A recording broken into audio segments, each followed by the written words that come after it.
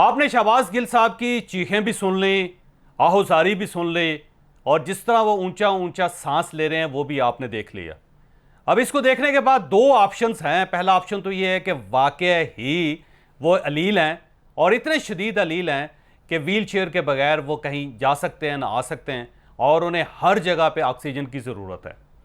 और सेकेंडली ये है कि उन पर वाकई तशद्दुद हुआ है, और बड़ा खौफनाक तशद्दुद हुआ है। इतना खौफनाक तशद्दुद हुआ है कि बाबर अवान साहब के बकौल कि ऐसी खुफिया जगहों पे तशद्दुद हुआ है जिसको ना दिखाया जा सकता है ना ही उसकी पड़ताल की जा सकती है। तो ये भी हो सकता है। और तीसरा ऑप्शन ये हो सकता है कि वो एक बहुत बड़े एक्टर हैं और कमाल एक्टिंग कर रहे हैं वो, और हर लिहाज से ठीक है, लेकिन उन्होंने अवामी हमदर्दी हासिल करने के लिए ये ज़बरदस्त किस्म का ड्रामा नचाया। अब ये तीन ही किस्म के ऑप्शंस, तीन ही किस्म की चीज़ें हो सकती हैं। अब मैं तीनों चीज़ें आपके सामने रखूंगा, लेकिन उससे पहले कल रात जब वो अस्पताल में थे तो वहाँ जो सूरत थी वो मैं आपको बताता चलूँ कि एक तो उन्होंने ये एतराज़ किया कि मुझे डॉक्टर जब टीका लगाते हैं तो ज़ोर से लगा देते हैं, और उस पर उनके वकील ने बाहर आके लोगों से कहा भी, मीडिया से, अगर आप कहते हैं तो मैं आपको वो सुना भी देता हूँ कि क्या कहा था उन्होंने। शहबाज गिल साहब ने ये बात कही है कि मेरी जब ये टेस्ट करते हैं और मेडिकल रिपोर्ट जो हैं उनको तब्दील किया जा रहा है, और उसकी सॉफ्ट कॉपीज़ ये लेके जाते हैं, उनको पता नहीं क्या किस तरह से करते हैं, उसमें तब्दीलियाँ करने की कोशिश कर रहे हैं। इसके अलावा किसी नर्स या किसी डॉक्टर को मेरे पास नहीं आने देते, और जब कभी आते हैं जो इसका स्टाफ मुझे इंजेक्शन लगाता है वो इस सख्ती से लगाता है कि मुझे दर्द रहती है रात रात भर। तो एक तो ये कंप्लेन इनकी ये थी कि मुझे ज़ोर से टीका लगाया जाता है और लिहाजा टीका आराम से लगाया जाए।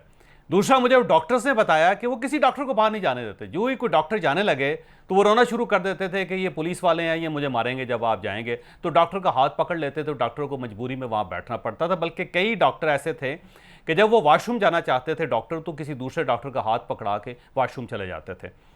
और 16 उनकी रिपोर्ट्स मेडिकल टेस्ट हुए, जिसमें हर किस्म का टेस्ट उनका कर लिया गया। यानी ऐसी बीमारियों का भी टेस्ट कर लिया गया जो मर्दाना बीमारियां है ही नहीं, जो मर्दों को लगती ही नहीं, वो टेस्ट भी कर लिए। लेकिन हर टेस्ट में बिल्कुल रिपोर्ट ठीक आई, और रिपोर्ट्स अब आपके सामने है, पूरी कौम के सामने है। उसमें कोई चीज़ खुफिया नहीं है कि किसी जगह पे वो बीमार नज़र नहीं आ रहे इन रिपोर्ट्स में। और अगर कोई ऐसी बीमारी है जो रिपोर्ट से बाहर है तो ये अलग बात है। तीसरी बात यह है कि पुलिस भी कह चुकी है, जेल के हुकाम भी कह चुके हैं, आईजी साहब भी कह चुके हैं, बल्कि एक इश्तिहार भी छाप दिया गया है कि कोई भी शख्स जो ये कह सके या ये गवाही दे सके कि इनके ऊपर तशद्दुद हुआ है तो वो पुलिस के सामने पेश हो जाए। हर जगह पे ये साबित हुआ है या किया गया है कि पुलिस ने किसी किस्म का ना जेल में तशद्दुद किया इनके ऊपर, ना जब ये पुलिस की हिरासत में थे किसी किस्म का कोई तशद्दुद नहीं हुआ। तशद्दुद मेडिकल रिपोर्ट में भी किसी जगह पे नहीं आ रहा, और ना ही किसी जगह पे वो साबित किया जा रहा है। बस यही है कि जो बाबर अवान साहब कह रहे हैं कि ऐसी खुफिया जगह है जहाँ पे तशद्दुद हुआ है जो दिखाया नहीं जा सकता, तो फिर शायद कोई ऐसे लोग दरियाफ्त किए जाएँ जो उन खुफिया जगहों को देख सकें, उनका मुआयना कर सके और फिर बता सकें कि वाकई तशद्दुद हुआ या नहीं हुआ। लेकिन मैं इसके बावजूद मैं समझता हूँ कि हमें शहबाज गिल साहब की बात पे यकीन कर लेना चाहिए, जैसे हर शख्स की बात पे यकीन करना चाहिए जब तक ये साबित ना हो जाए कि वो गलत बोल रहा है। तो मैं इस वक्त ये नैरेटिव बाय कर लेता हूँ कि वाकया ही इन पर तशद्दुद हुआ है और ये तशद्दुद नहीं होना चाहिए। तो मैं प्रोटेस्ट करता हूँ कि किसी भी इंसान के ऊपर तशद्दुद नहीं होना चाहिए, और अगर उसने कोई जुर्म किया है तो उसे उस जुर्म की सज़ा मिलनी चाहिए, बजाय इसके कि आप उसके ऊपर जुल्म करना शुरू कर दें, उसको फेंटा लगाना शुरू कर दें, या उसके खुफिया मकामात के ऊपर तशद्दुद करना शुरू कर दें। ये ज़्यादती है, ये नहीं होनी चाहिए। लेकिन साथ ही मैं कुछ और जो तारीख़ी हवाले भी आपके सामने रखूँगा कि अगर ये तशद्दुद हुआ है तो ये पाकिस्तान की तारीख़ में तो बहुत ज़्यादा तशद्दुद हुआ है। जावेद हाशमी साहब को ले लीजिए, जावेद हाशमी साहब का जुर्म भी तकरीबन इससे मिलता जुलता ही था, लेकिन जब इन्हें उठा कर ले जाया गया तो जावेद हाशमी साहब पे इतना तशद्दुद हुआ कि आज भी अगर आप उनकी कमीज़ उतार के देखें तो उनकी कमर से आया, यानी वो कमर वाइट नहीं हो सकी, वापस स्किन नहीं आ सकी। और जब उनको तशद्दुद किया जाता था तो उसके बाद उनको बर्फ़ की सिल पर लटा दिया जाता था, और जब वो बताते हैं तो सुनने वाले की आंखों में आंसू आ जाते हैं, आप यकीन करें। और जुर्म इसी से मिलता जुलता था। जुल्फ़िकार अली भुट्टो साहब का जुर्म आपके सामने है, क्या जुर्म था उनका। लेकिन भुट्टो साहब को ना सिर्फ पुलिस की हिरासत में रखा गया, फिर जेल में रखा गया, फिर उनको फांसी लगा दिया गया, और उसी जुल्फ़िकार अली भुट्टो को। और क्या जुर्म था उनका, आप उनके जराइम निकाल के देख लें यार। मियां नवाज शरीफ 3 बार प्राइम मिनिस्टर रहे हैं इस मुल्क के, और पहली मरतबा उनको गिरफ्तार किया गया, दूसरी मरतबा गिरफ्तार करके अटक किला में रखा गया, और वहाँ पे सांप भी थे, बिच्छू भी थे, और सारी सारी रात उनको जगाया जाता था, वो बातें भी अब सबके सामने हैं। और जब उनको हथकड़ी पहना के जब जहाज़ में एक जगह से दूसरी जगह ले जाया जाता था, जो हथकड़ी लगाने वाले थे उनके आंसू निकल जाते थे और वो आंसू नवाज शरीफ के हाथ पे गिरते थे। लेकिन इसके बावजूद नवाज शरीफ ने कभी एतराज़ नहीं किया था उस दौर। और फिर जब आखिरी मरतबा, जब तीसरी मरतबा प्राइम मिनिस्टर थे, तो उनकी अपनी गवर्नमेंट थी, उस गवर्नमेंट के होते हुए जब उनको गिरफ्तार किया गया तो सामने उनकी साहबजादी थी, और साहबजादी को पहले गिरफ्तार किया और मियां नवाज शरीफ को बाद में गिरफ्तार किया। और मियां नवाज शरीफ की बीमारी एक्चुअल थी, जिसकी गवाही फैसल सुल्तान साहब, जो इमरान खान साहब के इंतहाई करीबी साथी हैं, उन्होंने भी दी थी। उन्होंने ये कहा था कि ये जो बीमारी है जेन्युइन है, और इसमें या तो मरीज़ अगर बच जाए तो 10 साल भी उसको कुछ नहीं होता, और अगर होने को है तो सुबह भी कुछ हो सकता है। और इस बात पे इमरान खान साहब ने उन्हें बाहर जाने की इजाज़त दी थी। प्लेटलेट्स उनके वो आपके सामने, हार्ट की डिजीज़ उनके सामने, यानी आप किसी जगह पे भी उनका जब टेस्ट करते थे, वो पंजाब में हुआ, वो सिंध से डॉक्टर आए, वो पिम्स का मेडिकल बोर्ड बैठा, वो आर्मी का मेडिकल बोर्ड बैठा, वो फैसल सुल्तान साहब गए, जिसने भी टेस्ट किए उसने वाकई उनको बीमार डिक्लेयर किया। लेकिन इसके बावजूद वो जेल में रहे, और जेल में होते हुए इमरान खान साहब जब अमेरिका गए और उस वक्त मियां नवाज शरीफ यहाँ पे थे, तो वहाँ पे खड़े होकर उन्होंने कहा कि मैं पाकिस्तान जाके इनका एसी बंद करूँगा। आसिफ अली जरदारी साहब की बीमारी जो है, डिमेंशिया, हर जगह पे लिखी हुई बीमारियां उनकी, और उनकी कमर का जो प्रॉब्लम है, जो उनके असाब का प्रॉब्लम है, वो सबके सामने है और हर मेडिकल रिपोर्ट में आया। लेकिन 11 साल उस बंदे को जेलों में रखा गया और वो जेलों में रहा। और इसके अलावा आप परवेज़ रशीद साहब को ले लीजिए। परवेज़ रशीद साहब के साथ जो ज़्यादती हुई, आप ना सुन सकते हैं ना उसको बताया जा सकता है। और इस ज़्यादती का क्लाइमैक्स ये था कि जब बेटी उनकी जेल में उनसे मिलने के लिए आई, तो परवेज़ रशीद साहब की शलवार के ऊपर खून लगा हुआ, तो खूनो खून थे, और उनको इस तरह उठा के उसकी बेटी के सामने बिठा दिया गया। और बेटी आज तक नफसियाती मरीज़ है और उसका इलाज हो रहा है ये हालत देख के। हनीफ अब्बासी साहब जो थे, हनीफ अब्बासी पे जो इल्ज़ाम लगा था, वो आज तक किसी जगह साबित नहीं हो सका। जो कुछ उसके साथ हुआ पूरी कौम ने देखा। ख्वाजा साद रफ़ीक, जो उन दोनों भाइयों को किस तरह गिरफ्तार किया गया इमरान खान साहब के दौर में, और किस तरह उनको जेल में रखा गया, और जो उनकी सूरत हाल थी वो आपके सामने। फवाद हसन फवाद पाकिस्तान के टॉप ब्यूरोक्रेट थे, प्रिंसिपल सेक्रेटरी थे प्राइम मिनिस्टर की। ये पीक होती है ब्यूरोक्रेसी के अंदर, और अभी वो रिटायर नहीं हुए थे, और उनको जिस तरह गिरफ्तार किया गया, गिरफ्तार करने के बाद जिस तरह उनको हिरासत में रखा गया, जिस तरह हवालात में रखा गया, जिस तरह जेल में रखा गया, वो एक खौफनाक अफसाना है कि एक ऐसा शख्स जिसकी रीढ़ की हड्डी में पिछले 35 साल से ज़ख्म है, और रीढ़ की हड्डी डैमेज है, और उसको फिजियोथेरापी करवाना पड़ती है, और ना वो उठ सकता है, ना वो बैठ सकता है, उसको बड़े तरीके से उठना पड़ता है, तरीके से बैठना पड़ता है, उसको वॉशरूम की सहूलत नहीं दी गई, उसे इंडियन टॉयलेट में कहा गया कि उसको बैठो, और वो उस बेचारे के लिए मुमकिन नहीं था। और जितनी ज़िल्लत उन्होंने उस दौर में बर्दाश्त की, वो आज बात करते हैं तो बड़ी हैरत होती है कि ये एक ऐसी जमहूरी हुकूमत में जिसका सरबराह इमरान खान था, उसमें फवाद हसन फवाद जैसे ब्यूरोक्रेट के साथ ऐसा होता रहा। और फिर जिस कमरे में उनको रखा गया, उसका पंखा, उसका पर टूट के गिर गया, और वो मरते मरते बचे। और रात को वहाँ पे छिपकलियाँ फिरती थी, वहाँ पे चूहे फिरते थे उस कमरे के अंदर, वहाँ पर काकरोच फिरते थे। आज चीमा, और उस शख्स का कमाल है कि उसने वक्त पे डिलीवर किया। उसे मिस्टर मेट्रो भी कहा जाता था। उसने जिस तरह तेज़ी से मेट्रोज बिछाए, जिस तरह उसने बिजली के प्रोजेक्ट्स लगाए, जो कुछ उसके साथ हुआ वो भी पूरी कौम के सामने। यानी जब उसके बच्चे उससे मिलने आते थे तो जेल के हुकाम बच्चों को ये कहते थे कि यहाँ पे उनकी ड्यूटी लगी हुई है, और आजकल वो यहाँ पे काम करते हैं। उन्हें ये नहीं बताया जाता था कि उनका वालिद जेल में बंद है। तो उसे सुपरिटेंडेंट के कमरे में हर चीमा को ला के, जो जेल का स्टाफ था, वो उनके बच्चों के सामने पोर्ट्रे करता था कि यहाँ पे बास हैं और यहाँ पे इनकी ड्यूटी लगी हुई है। ये उनकी सूरत हाल थी, ताकि बच्चे नफसियाती मरीज ना बन जाए। और ये कहानी सिर्फ यहाँ तक नहीं है। राना सनाउल्लाह साहब 2003 में जब उनको उठाया गया था, तो उनकी मूछें काट दी गई थी, उनके सर के बाल मोड़ दिए गए थे, और उनकी भवें तक मंडवा दी गई थी। वो आपको तस्वीर में आपको दिखा रहा हूँ। और जो उनके साथ जेल के अंदर हुआ, कभी आप कहानी सुनेंगे तो आपके रोंगटे खड़े हो जाएंगे।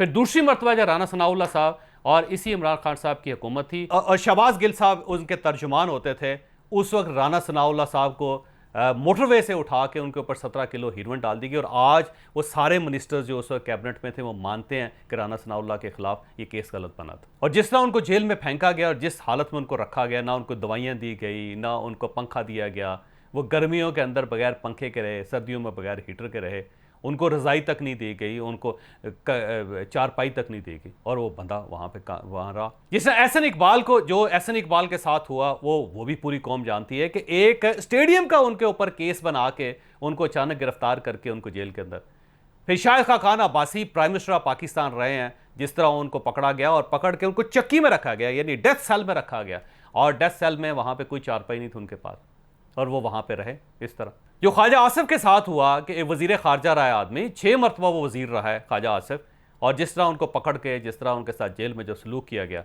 आप उसका अंदाज़ा नहीं कर सकते। आप कभी कहानियाँ सुने इन सब की। जो मिफ्ता इस्माइल के साथ हुआ, मिफ्ता इस्माइल वज़ीर ख़जाना रहे हैं पाकिस्तान में, वो बहुत बड़ा बिजनेसमैन है और अरबपति है। वो शख्स जिसको वाकई उसको कहा जाता है कि उसने सोने का चम्मच लेके पैदा हुआ था, जिस तरह उसको पकड़ा गया और जिस तरह जिन जराइम में उसको अंदर जेल में डाल दिया गया, वो भी पूरी कौम के सामने।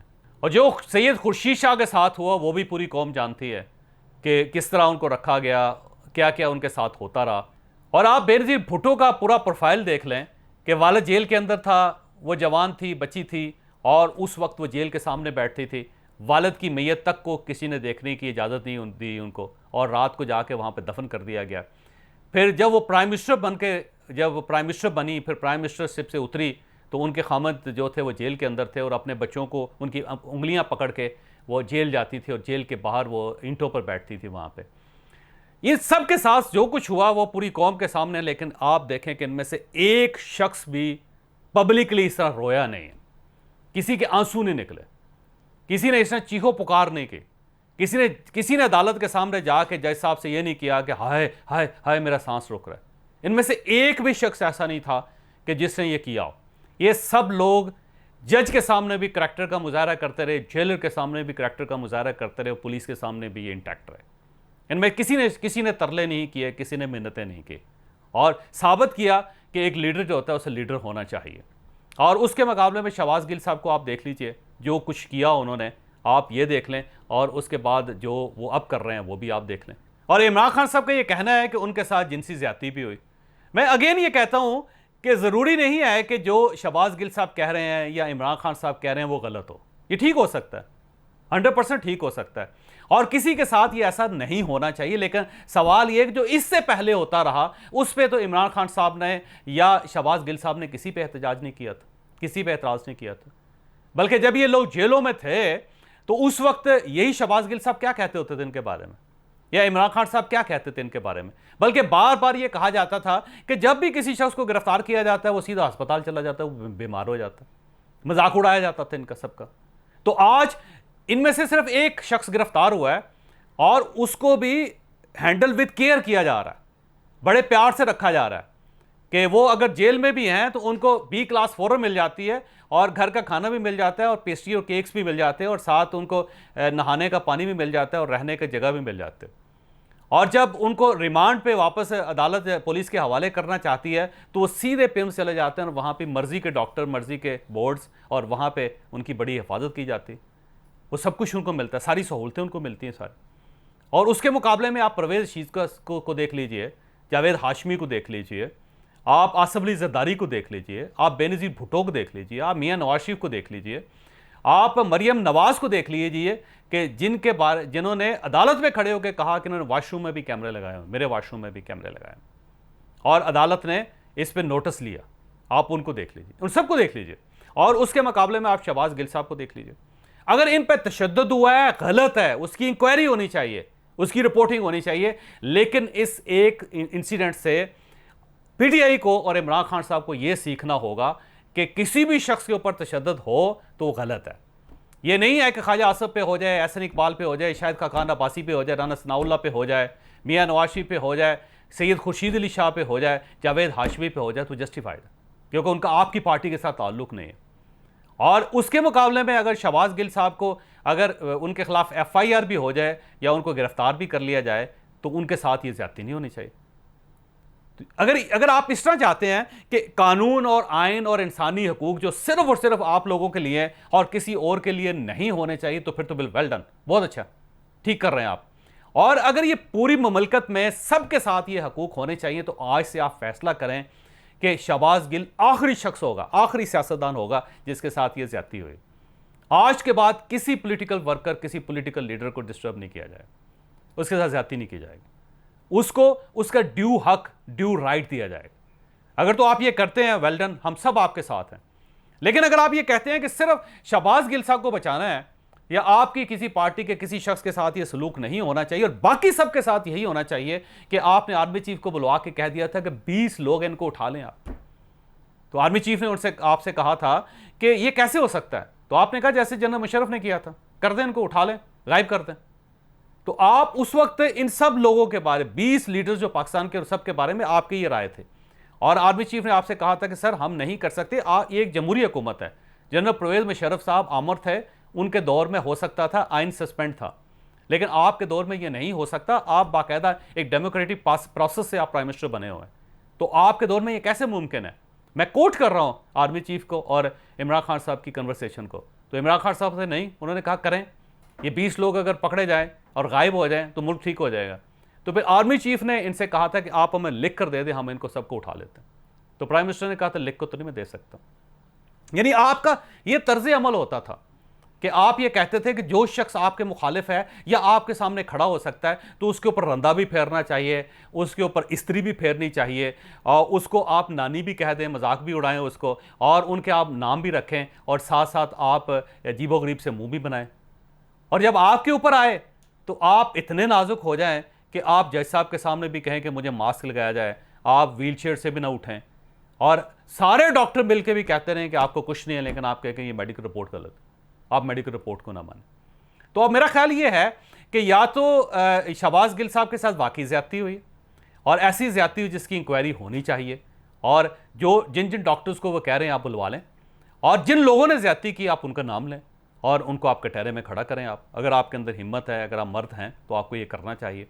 और अगर ऐसा नहीं है तो फिर मैं गवर्नमेंट ऑफ पाकिस्तान से दरख्वास्त करूँगा कि आप शहबाज गिल साहब को ऑस्कर अवार्ड के लिए नामजद करना, क्योंकि फिर इनसे बड़ा एक्टर कोई नहीं है कि जो ही अदालत के हाथे में दाखिल होता है तो उसकी सांस फूलना शुरू हो जाती है, और सारी मेडिकल रिपोर्ट्स के बावजूद उसकी तबीयत ख़राब हो जाती है और उसे सांस नहीं आते। तो ऐसा तो मेरा ख्याल है हॉलीवुड के एक्टर्स भी नहीं कर सकते होंगे।